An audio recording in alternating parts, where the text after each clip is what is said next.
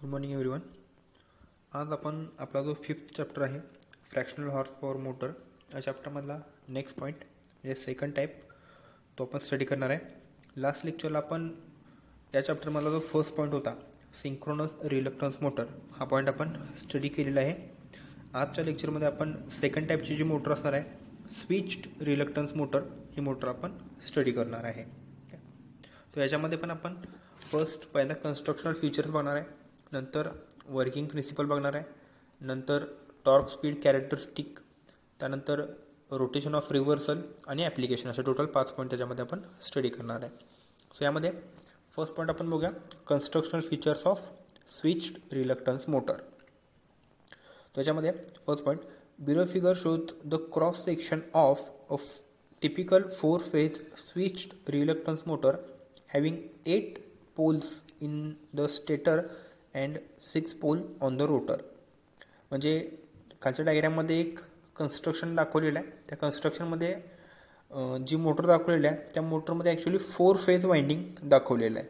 4-phase winding आहे, त्यामुळं स्टेटरवरती total 8 pole आहेत आणि रोटरवरती 6 पोल आहेत. सो ह्या केसमध्ये स्टेटर आणि रोटर या दोघांवरचे पोल जे आहेत ते वेगळे आहेत, डिफरंट आहेत, सेम नाहीत, वेगवेगळे नंबरमध्ये ते अवेलेबल आहेत.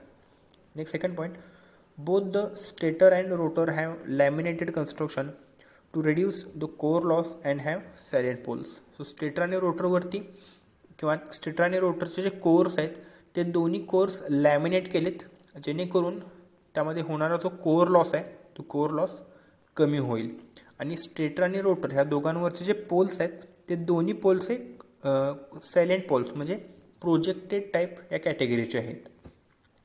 Next the rotor has no winding or permanent magnet. So रोटरवरती कोणत्याही टाईपचं वाइंडिंग वाउंड केलेलं नाही आहे किंवा रोटरवरती कुठल्याही टाईपचा परमनंट मॅग्नेट इन्स्टॉल केलेला नाही. Next the stator pole has a concentrated winding around it. त्या मोटरमधला जो स्टेटर आहे त्या स्टेटरच्या पोलवरती कॉन्सन्ट्रेटेड वाइंडिंग वाउंड केला. तर हे वाइंडिंग कसं असणार आहे हे मी तुम्हाला डायग्राममध्ये मी एक्सप्लेन करतोच.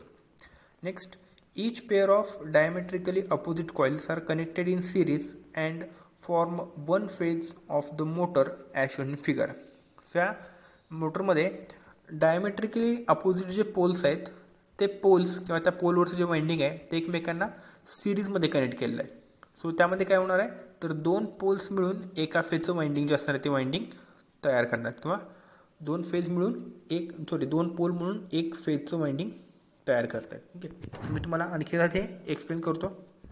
सो याच्यामध्ये फर्स्ट काय सांगितलेलं आहे तर त्या मोटरचा जो स्टेटर आहे ह्या स्टेटरवरती 4-phase वाइंडिंग आहे आणि त्या स्टेटरवरती 8 पोल्स आहेत. सो याच्यामध्ये मी इथं 8 पोल्स दाखवतोय. फर्स्ट हा ए फेज असेल, ए फेजचे 2 पोल्स असणार आहेत ए आणि A dash. Next second B phase असेल, बी फेजचे 2 पोल्स असतील B and B dash. Similarly C फेजचे 2 पोल्स असणार आहेत सी अँड सी डॅश आणि डीचे पण 2 असणार आहेत D and D dash. So 4-phase stator winding आहे आणि त्या स्टेटरवरती 8 पोल्स आहेत. ओके, सो प्रत्येक फेजसाठी 2 पोल्स असणार आहेत असं कन्स्ट्रक्शन केलेलं आहे.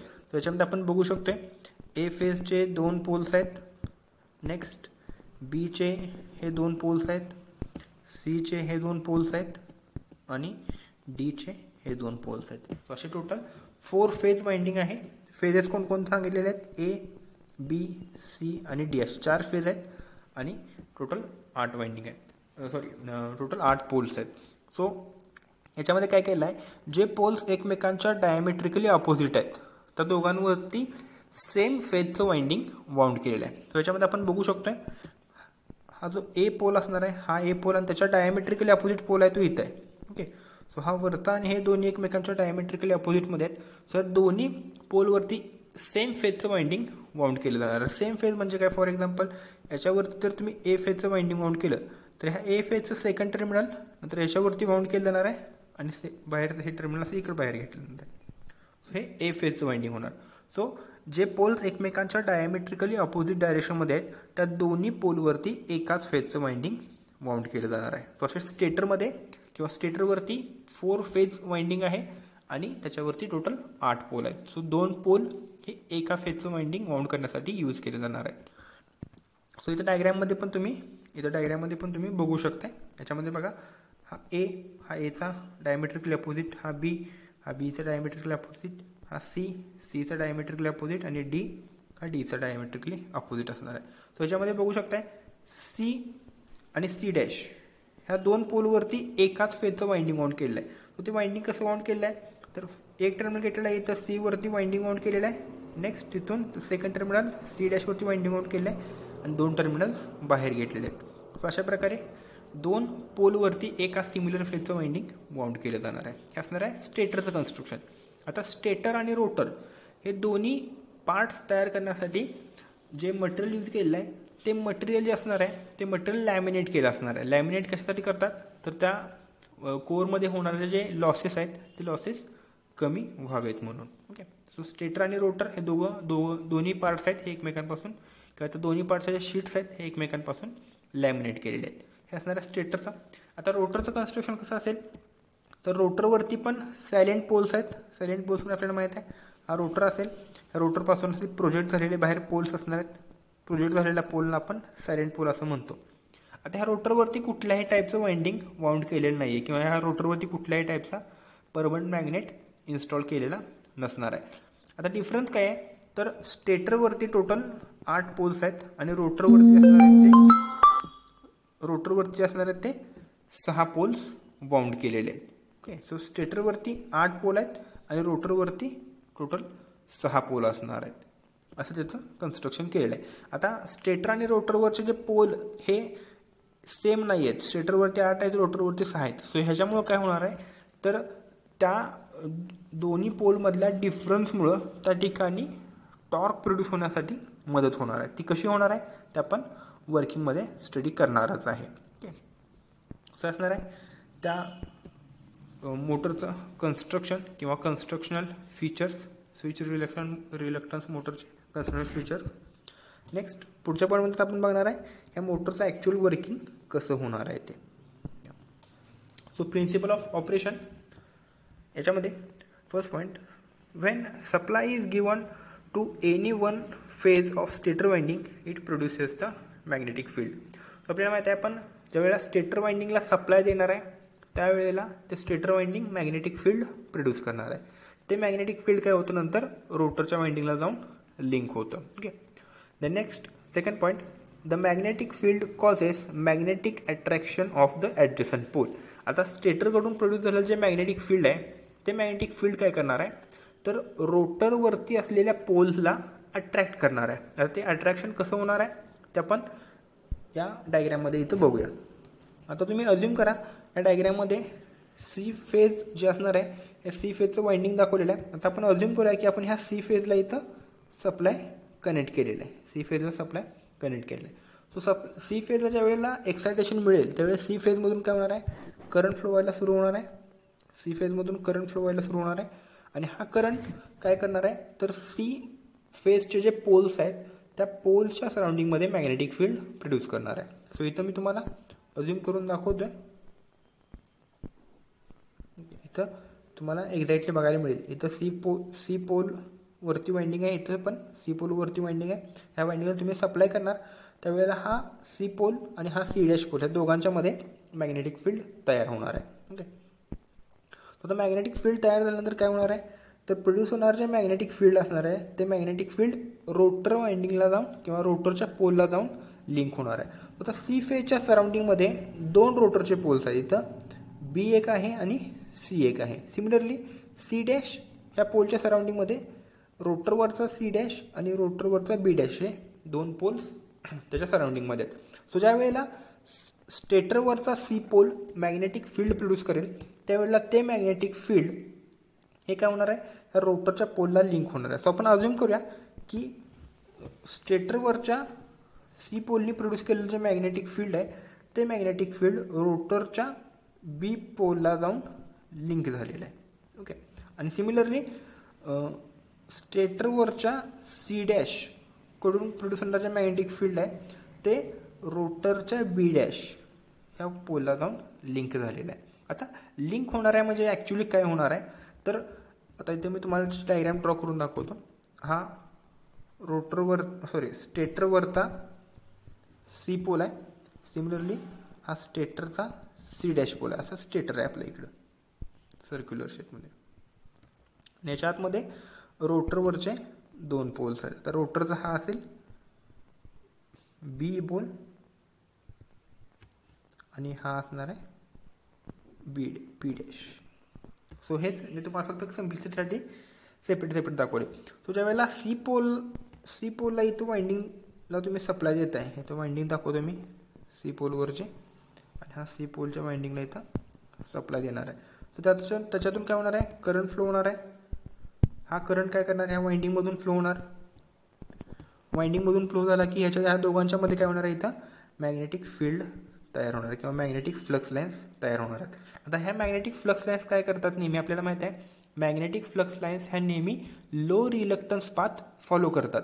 आता जर ह्या मॅग्नेटिक फ्लक्स लाईन्स ह्या अशा स्ट्रेट लाईनमध्ये पास व्हायला लागल्या तर काय होणार आहे, तर ह्या दोन पोलच्या मध्ये म्हणजे हा सी आणि सी डॅश ह्या दोघांच्या मध्ये इथं पूर्ण एअर असणार आहे. सो मॅग्नेटिक फ्लक्स लाईन एकदम स्ट्रेट लाईनमध्ये पास व्हायला लागल्या, अशा मॅग्नेटिक फ्लक्स लाईन एकदम स्ट्रेट लाईनमध्ये पास व्हायला लागल्या तर त्या दोघांच्यामध्ये एअर गॅप किंवा गॅप जो आहे तो जास्त आहे. त्यामुळे काय होणार आहे, त्या मॅग्नेटिक फ्लक्स लाईन्सला जास्त अपोजिशन होणार आहे, म्हणजे रिलक्टन्स जो असणार आहे तो जास्त असणार आहे. सो मॅग्नेटिक फ्लक्स लाईन्स काय करतायत, आपल्याला कमी अपोजिशन कुठं आहे त्या पाथनी फ्लो व्हायला सुरू होत आहेत किंवा त्या पाथनी फ्लो होत आहेत. आता इथं अज्युम करून बघा, तुम्हाला दाखवतो मी इथं.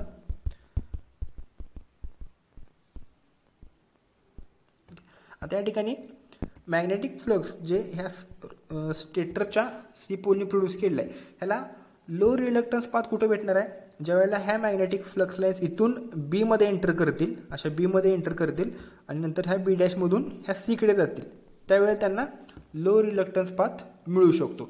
पण आता ह्या केसमध्ये काय झालेलं आहे, आपल्याला माहिती आहे की शॉर्टेस्ट डिस्टन्स 2 पॉईंटमधलं शॉर्टेस्ट डिस्टन्स कधी आपल्याला मिळतं, ज्यावेळेला 2 पॉईंट आपण स्ट्रेट लाईनने जॉईन करतो त्यावेळेला. आता ह्या केसमध्ये कसं झालेलं आहे, तर सी पोल इथं आहे, बरोबर आहे, रोटरचा सी पोल इथं आहे, हा इथं स्टेटरचा सी पोल इथं आहे, हा वरती जो दाखवलेला आहे तो रोटरचा बी पोल आहे, हा इथं खालती रोटरचा बी डॅश आहे आणि इथं मध्ये रोटरचा सी आहे. म्हणजे इथे एक पॉईंट आहे, इथे एक पॉईंट आहे, इथे एक पॉईंट आहे आणि इथे एक पॉईंट आहे, असे पॉईंट दाखवले.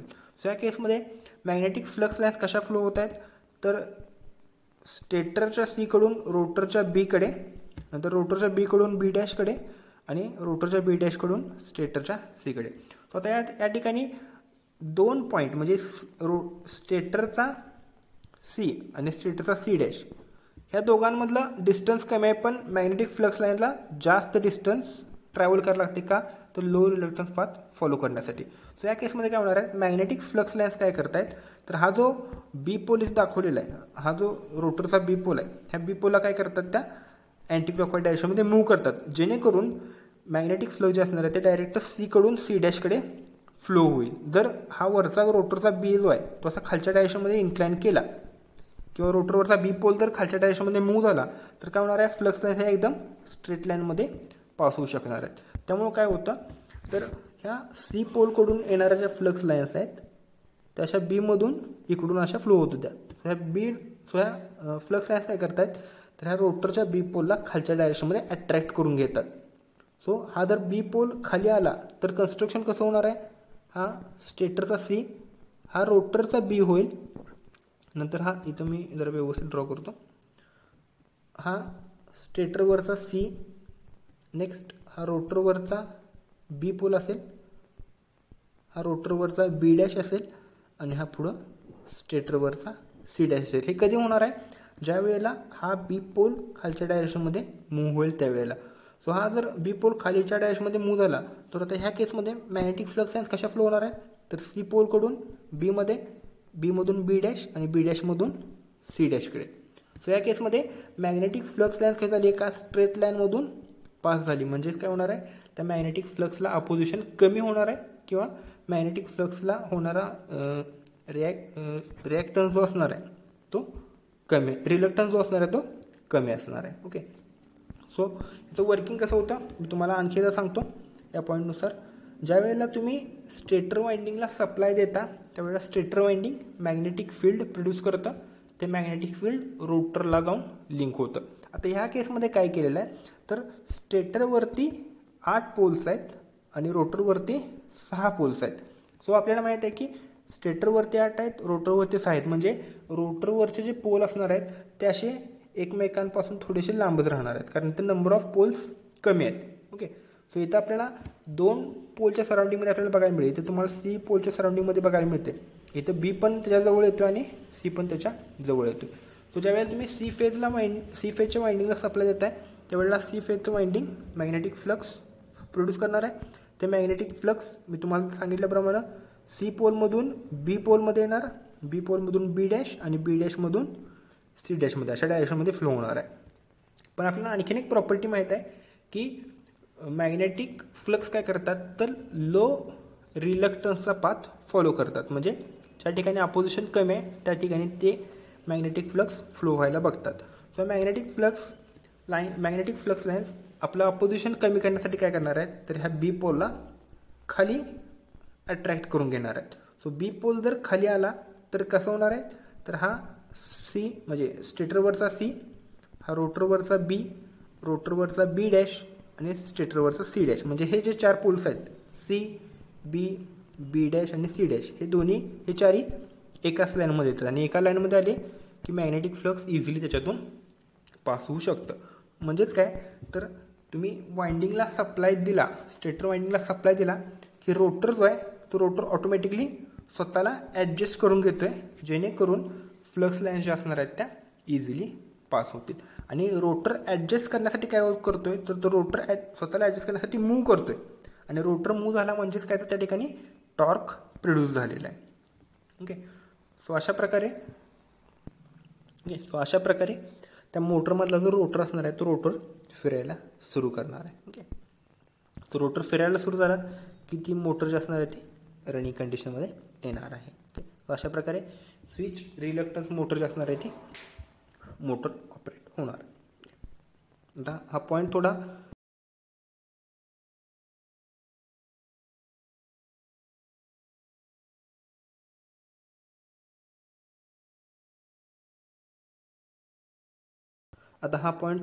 थोडं समजण्यासाठी कॉम्प्लिकेटेड आहे, त्यामुळं हे व्हिडिओ जो आहे तो तुम्हाला समजणार असेल तर 1-2 वेळेला बघा.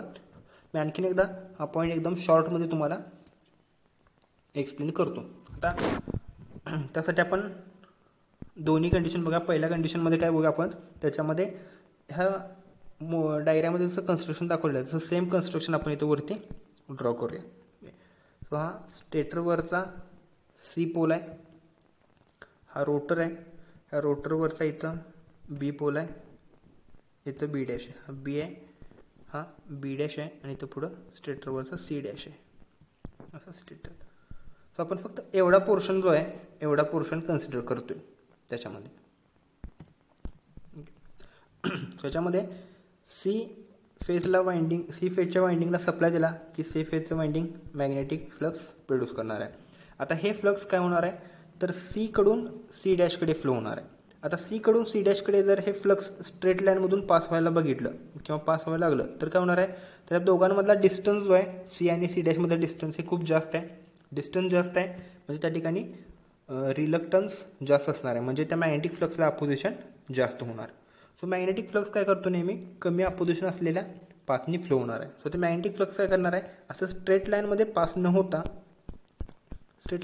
न होता इथून बीमध्ये जाणार आहे, बीमधून बी डॅशमध्ये येणार आहे आणि बी डॅशमधून सीमध्ये जाणार आहे. आता या केसमध्ये बघा या ठिकाणी काय झालं तर सी आणि बी ह्या दोघांमधलं डिस्टन्स आहे ते डिस्टन्स कमी झालं. ओके, सी आणि बी या दोघांमधलं डिस्टन्स कमी आहे ॲज कम्पेअर टू सी आणि सी डॅशमध्ये डिस्टन्स जास्त आहे. त्यामुळे तिथनं जर फ्लक्स स्ट्रेट लाईनमध्ये पास व्हायला लागले असते तर त्यांना अपोजिशन जास्त झालं असतं. सो फ्लक्स जास्त अपोजिशनच्या पाथनी न जाता कमी अपोजिशनच्या पाथनी जातात, म्हणजे ते असणार आहेत ते सीमधून बीमध्ये आणि बीमधून परत सीमध्ये या डायरेक्शनने पास होणार आहेत. सो फ्लक्सची डायरेक्शन जी असणार आहे ती मी इथं ग्रीन लाईनने दाखवलेली आहे त्या टाईपमध्ये असणार आहेत. ओके, मी इथं दाखवतो. प्रोड्यूस होणारे फ्लक्स हे इथून बीमध्ये, बीमधून इथं असे जाणार आहेत. पण आता फ्लक्स काय करतात तर आपल्याला माहिती आहे शॉर्टेस्ट डिस्टन्स पाथ फॉलो करतात. आता या ठिकाणी बघ, इथं बघा हा पोल, हा सी पोल आहे, हा सी डॅश पोल आहे.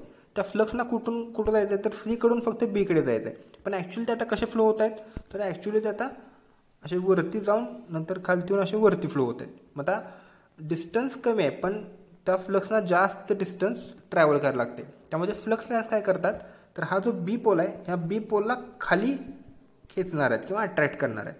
आता बी पोल जर खाली आला तर कन्स्ट्रक्शन कसं होईल बघा. बी पोल जर खाली आला तर बी हा इथे येणार आणि बी डॅश आहे तो वरती सरकणार इथं असं. ओके, सो या केसमध्ये काय होणार आहे तर सी, बी, बी डॅश आणि सी डॅश हे चारही एकाच लाईनमध्ये आले आणि एकाच लाईनमध्ये आल्यामुळे काय झाणार आहे फ्लक्सला एका स्ट्रेट लाईनमध्ये पास होता येणार आहे. सो फ्लक्स जर स्ट्रेट लाईनमध्ये पास झाले तर दोन्ही पॉईंट्स अचीव झालेले आहेत. म्हणजे लो रिलक्टन्स पाथ पण मिळालेला आहे आणि डिस्टन्स पण कमी झालेला आहे. ओके, सो फ्लक्स जे असणार आहे ते ह्या स्ट्रेट लाईनमध्ये पास होणार आहेत. म्हणजेच काय तर तुम्ही स्टेटर वाइंडिंगला सप्लाय दिला की त्या स्टेटर वाइंडिंगच्या जवळपास जो रोटरचा पोल आहे तो रोटरचा पोल अट्रॅक्ट होतो आणि तो मूव्ह होणार आहे. आणि तो पोल मूव्ह होऊन अट्रॅक्ट होतो म्हणजेच काय तर तो जो रोटर जो आहे तो रोटर आता फिरायला लागलेला आहे. ओके, सो हा रोटर म्हणजे हा बी पोल इथं खाली येणार. पण बी पोल खाली आल्यानंतर काय होणार आहे सी फेजचा सप्लाय कमी होऊन डी फेजचा सप्लाय वाढणार आहे. सो हा खाली आलेला बी पोल जो असणार आहे तो आहे पुढं डी पोलकडे अट्रॅक्ट होणार आहे. सो तो डी पोलपर्यंत पोचतोय नाही पोचतोय तोपर्यंतच लगेच त्याच्या शेजारी असलेला ए पोलचा सप्लाय हाय होणार आहे. मग तो तिथून पुढं आणखी ए पोलकडे जाणार. तो ए पोलकडे पोचतो की नाही तो पोचतो बरोबर लगेच पुढं बी फेजचा स्टेटरवरच्या बी फेजचा सप्लाय हाय होणार आहे. मग तो तसाच आणखी पुढं पास होणार आहे. सो अशा प्रकारे रोटरचा जो बी पोल असणार आहे तो फिरत राहणार आहे आणि रोटरचा पोल फिरतो म्हणजेच रोटर जो असणार आहे तो पण फिरायला सुरू करणार आहे. सो अशा प्रकारे स्विच रिलक्टन्स मोटर जी असणार आहे ती रन व्हायला सुरू होणार आहे. आणि त्याच्यामध्ये स्विच हा शब्द का वापरलेला आहे कारण आपण काय करतोय स्टेटरचा जो सप्लाय आहे किंवा स्टेटर वाइंडिंगला जो सप्लाय दिलेला आहे तो आपण स्विच करतोय. आता याच्यामध्ये आपण पहिल्यांदा सी फेजला दिला, नंतर डी फेजला, नंतर ए फेजला, नंतर बीला, नंतर सी, डी, नंतर ए. म्हणजे प्रत्येक फेजचा सप्लाय जो आपण ठराविक इंटरव्हल नंतर स्विच करतोय, बदलतोय. त्यामुळे त्याला आपण स्विच्ड रिलक्टन्स मोटर असं म्हणणार आहे. नेक्स्ट सेकंड त्यामध्ये पुढचा पॉईंट असेल टॉर्क स्पीड कॅरेक्टरिस्टिक. त्याच्यामध्ये डायग्रॅममध्ये तुम्हाला टॉर्क स्पीड कॅरेक्टरिस्टिक दाखवलेले आहे. या डायग्रॅमवरून आपण काय सांगू शकतो तर मोटरचा जो स्टार्टिंग टॉर्क असणार आहे तो जास्त असणार आहे. म्हणजे मोटर ज्या वेळेला सुरू होणार आहे ज्यावेळेला मोटरचं स्पीड 0 असेल त्यावेळेला मोटरचा टॉर्क जो असणार आहे तो मॅक्झिमम असणार आहे. जसं जसं मोटरचं स्पीड वाढत जाईल तसा मोटरचा स्टार्टिंग टॉर्क जो असणार आहे तो कमी होत जाणार आहे. सो ही स्टार्टिंग टॉर्कची किंवा ही त्याची टॉर्क स्पीड कॅरेक्टरिस्टिक असणार आहे. ओके, सिम्पल आहे. त्याच्यामध्ये फक्त आपल्याला कॅरेक्टरिस्टिक ड्रॉ करायचे आहे आणि त्या कॅरेक्टरिस्टिकचं नेचर कसं आहे ते सांगायचं आहे. सो आपण डायग्रॅमवरून बघू शकतो स्टार्टिंगला टॉर्क जास्त असणार आहे. जसं जसं मोटरचं स्पीड वाढत जाईल तसा तो टॉर्क जो असणार आहे तो कमी होत जाणार आहे.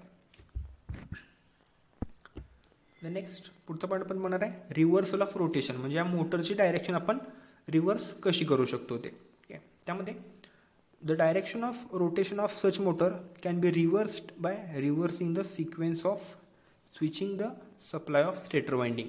म्हणजे स्टेटर वाइंडिंगला आपण जो सप्लाय देतोय त्या सप्लायचा सिक्वेन्स जर आपण चेंज केला तर आपण ह्या मोटरची डायरेक्शन रिव्हर्स करू शकतो. सो मी तुम्हाला आता सांगितलं आपल्या स्टेटरवरचे पोल कसे होते तर इथं ए फेजचं वाइंडिंग होतं, नेक्स्ट इथं बी फेजचं वाइंडिंग होतं. स्टेटरवरचं बघतोय आपण बी फेजचं, नंतर इथं सी फेजचं वाइंडिंग होतं आणि इथं असे डी फेजचं वाइंडिंग होतं स्टेटरवरती. आणि आपण सप्लाय कसा दिलेला तर पहिल्यांदा आपण सी फेजला सप्लाय दिलेला. तर त्यावेळेला रोटरवरचा जो बी पोल होता तो खाली आलेला. नंतर सी नंतर आपण कशाला सप्लाय देणार आहे तर डीला सप्लाय देणार आहे. मग हाच पोल आहे याचा पुढे येणार आहे. डी नंतर आपण परना एला सप्लाय देणार आहे. तर आपला सिक्वेन्स कसा होता एला सप्लाय, नंतर ए नंतर डी, डी नंतर ए, नंतर बी, नंतर सी, नंतर डी, असा तो रिपीट होत जाणार आहे. C D A B C D A B असा रिपीट होत जाणार आहे. सो तसाच सप्लाय दिल्यानंतर मोटर कशी रोटर कसा फिरत होता, तर तो या डायरेक्शनमध्ये रोटेट होत होता. ओके, अँटी क्लॉकवाईज डायरेक्शनमध्ये तो रोटेट होता. आता जर आपण सप्लायचा सिक्वेन्स चेंज केला, म्हणजे सी नंतर डीला न देता सी नंतर जर आपण बीला दिला, तर काय होणार आहे, मोटरमधला जो रोटर असणार आहे तो अपोजिट डायरेक्शनमध्ये फिरायला सुरू करणार आहे. सो आपण स्टेटरला जो सप्लाय दिलेला आहे तो सप्लायचा सिक्वेन्स जर रिव्हर्स केला, तर त्या मोटरमधला रोटर आहे त्याची डायरेक्शन पण रिव्हर्स होणार आहे. सो आणखी एकदा सांगतो, सप्लाय जर तुम्ही सी नंतर डी नंतर ए नंतर बी, म्हणजे सी नंतर डी, डी नंतर ए, ए नंतर बी असा दिला, तर रोटर जो होता तो त्याच डायरेक्शनमध्ये अँटी क्लॉकवाईज डायरेक्शनमध्ये फिरत होता. आता जर सप्लायचा सिक्वेन्स तुम्ही रिव्हर्स केला, म्हणजे सी नंतर बीला दिला, बी नंतर एला दिला, ए नंतर डीला दिला, तर काय होणार आहे, मोटरचा जो रोटर असणार आहे तो पण रिव्हर्स डायरेक्शनमध्ये म्हणजे क्लॉकवाईज डायरेक्शनमध्ये फिरायला सुरू करणार आहे. सो स्टेटर वाइंडिंगचा सिक्वेन्स जर चेंज केला, तर सप्लायचा सिक्वेन्स चेंज केला तर रोटरची डायरेक्शन पण चेंज होणार आहे. अशा प्रकारे तुम्ही त्या मोटरचं रोटेशन रिव्हर्स करू शकता. आणि लास्ट पॉईंट त्यामध्ये असेल ॲप्लिकेशन्स, म्हणजे मोटर कोणकोणत्या फील्डमध्ये यूज केली जाणार आहे.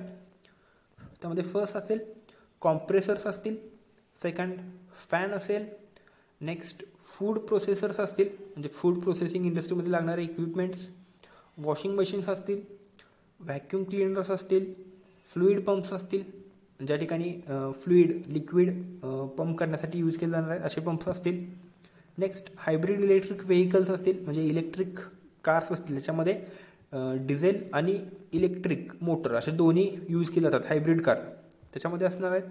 नेक्स्ट इलेक्ट्रोमेकॅनिकल ब्रेक सिस्टीम असेल, नेक्स्ट इलेक्ट्रिक पॉवर स्टिअरिंग असेल, नेक्स्ट एअरक्राफ्ट ॲप्लिकेशन्स असतील, विमानामध्ये काय ॲप्लिकेशन्स असतील, आणि सर्वो ड्राईव्स असतील. आता सर्वो ड्राईव्स हा पॉईंट आपण स्टडी करणार आहे, आपल्याला सर्वो मोटर स्टडी करायच्याच आहेत, त्यावेळेला सर्वो ड्राईव्ह हा पॉईंट पण आपण स्टडी करणार आहे. ओके, तो असे टोटल त्याचे 11 ॲप्लिकेशन्स आहेत. लास्ट लेक्चरला सांगितल्याप्रमाणे तुम्हाला जर एक्झाममध्ये विचारले तर कमीत कमी 4 ॲप्लिकेशन्स तुम्हाला त्याचे लिहिता आले पाहिजे. तुम्ही कोणतेही 4 ॲप्लिकेशन्स लिहू शकताय. ओके, तो असणार आहे आपला सेकंड पॉईंट किंवा second type of fractional horse power motor, तो असणार आहे switched reluctance motor. Okay, thank you.